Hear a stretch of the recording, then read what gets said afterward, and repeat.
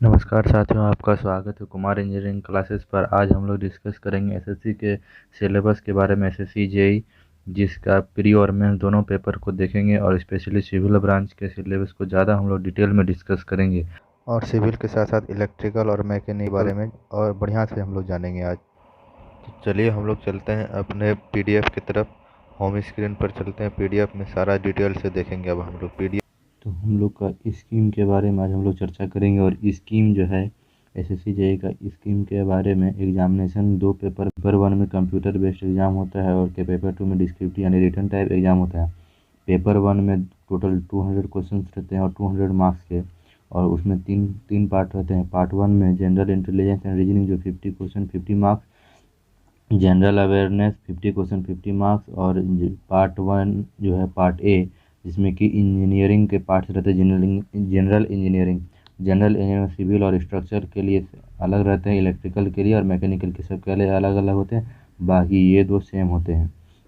तो सिविल में 100 हर एक ब्रांच में 100 क्वेश्चन होते हैं और टोटल जो है 2 आवर्स का एग्ज़ाम होता है। 2 आवर्स के एग्ज़ाम में 200 क्वेश्चन हुए। और पार्ट बी में हर ब्रांच का अलग अलग एग्ज़ाम होता है और रिटन एग्ज़ाम होता है। और उसके पार्ट ए में जनरल इंजीनियरिंग यानी कि सिविल के लिए सिविल इंजीनियरिंग है, और जिसमें कि 2 आवर्स का एग्ज़ाम इसमें भी होता है। तो सेकंड पेज में चलते हैं।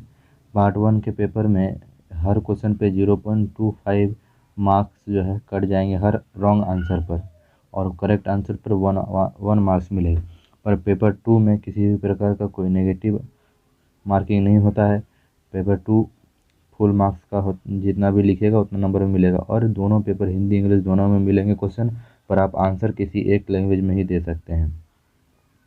जब हम लोग आते हैं सब्जेक्ट्स के बारे में, तो सब्जेक्ट जो है पहले हम लोग का आता है जनरल इंटेलिजेंस एंड रीजनिंग, जिसके अंदर हम लोग का आता है analogue, similarity, difference, space, visualisation, problem solving, analysis, judgmental और डिसीजन मेकिंग है। फिर विजुअल मेमोरी है, डिस्क्रिमिनेशन है, ऑब्जर्वेशन है, रिलेशन कंसेप्ट है। इसी तरह करके बहुत और भी टॉपिक्स हैं। इसका पीडीएफ आपको डिस्क्रिप्शन में मिले हुए लिंक में मिल जाएगा, जो डायरेक्ट पीडीएफ का लिंक होगा।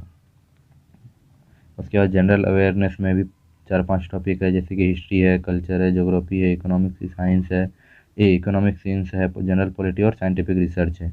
ये जो है सारे ब्रांच के लिए सेम होते हैं। अब हम लोग का है कि सिविल इंजीनियरिंग के लिए पार्ट ए में सिविल इंजीनियरिंग है, जिसका कि पेपर वन के लिए building material, estimating, costing and valuation है, सर्वेइंग है, soil mechanics, hydraulics, irrigation, transportation, environmental engineering.